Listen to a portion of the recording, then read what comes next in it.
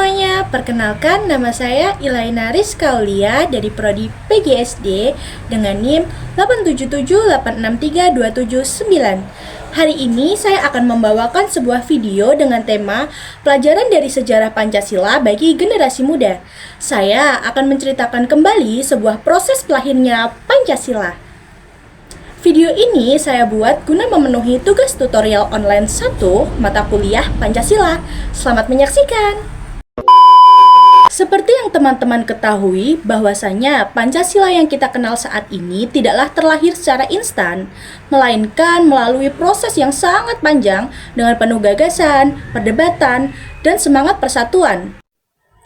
Proses lahirnya Pancasila dimulai pada sidang BPUPK yang dilaksanakan pada tanggal 29 Mei hingga 1 Juni tahun 1945. Dalam sidang tersebut, tokoh-tokoh penting seperti Mr. Supomo, Insinyur Soekarno, dan Muhammad Yamin saling beradu argumen dan menyampaikan gagasan mereka tentang usulan dasar negara. Pada tanggal 29 Mei tahun 1945, Muhammad Yamin mengusulkan 5 asas negara, disusul dengan Mr. Supomo pada tanggal 31 Mei tahun 1945. Beliau menyampaikan gagasannya tentang negara integralistik. Namun puncaknya terletak pada tanggal 1 Juni tahun 1945, karena pada hari itu Soekarno menyampaikan sebuah pidato yang berisi 5 prinsip dasar negara yang sering kita sebut dengan Pancasila. The Pancasila. Panca means 5, Sila means principle. The Pancasila, the 5 guiding principles of our national life.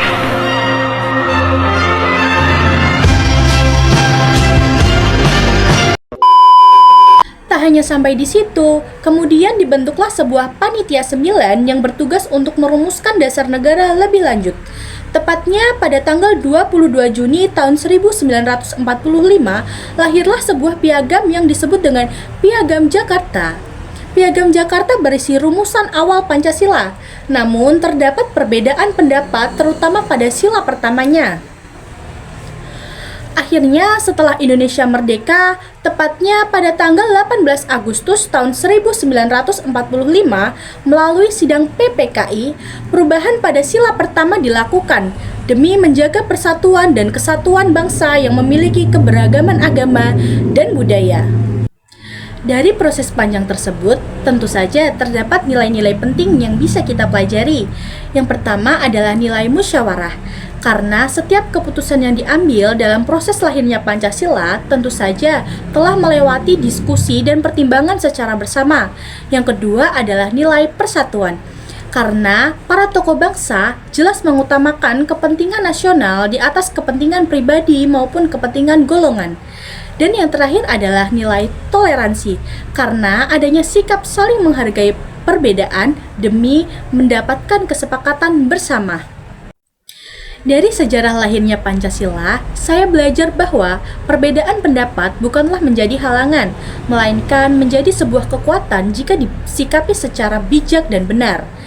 Sebagai generasi muda, kita harus meneladani sikap para tokoh pendiri bangsa dengan mengutamakan persatuan, menghargai pendapat orang lain, serta menjaga toleransi. Di era sekarang ini, terutama di ranah media sosial, kita sering kali melihat perdebatan yang berujung konflik. Oleh karena itu, nilai-nilai Pancasila sangat penting untuk diterapkan agar kita tetap menjaga persatuan dan kesatuan bangsa Indonesia.